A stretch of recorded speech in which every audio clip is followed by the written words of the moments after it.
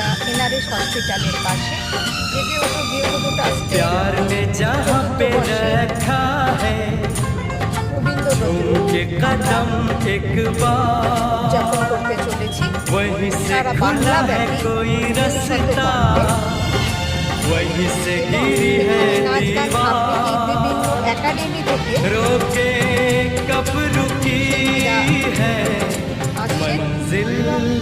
আমাদের বিশ্বভারতীরও একজন শিল্পী তিনিও আসছেন। সাথে আমাদের রয়েছে সুনীল চন্দ্র বড়াল, বাবুল সুপ্রিয়র বাবা, যিনি আমাদের অভিভাবক, এবং কিংবদন্তি শিল্পী মমতা চ্যাটার্জি, তিনিও আমাদের অভিভাবক। আজকে সমবেত সঙ্গীত আমরা পরিবেশন করব। মমতা চ্যাটার্জি আমাদের লিড দেবেন।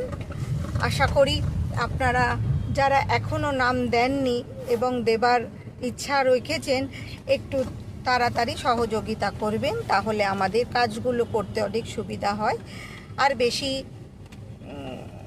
সময় নেই, আর কয়েকটা দিন বাকি, কারণ অনেক বিশাল একটা বড় প্রোগ্রাম করতে চলেছি।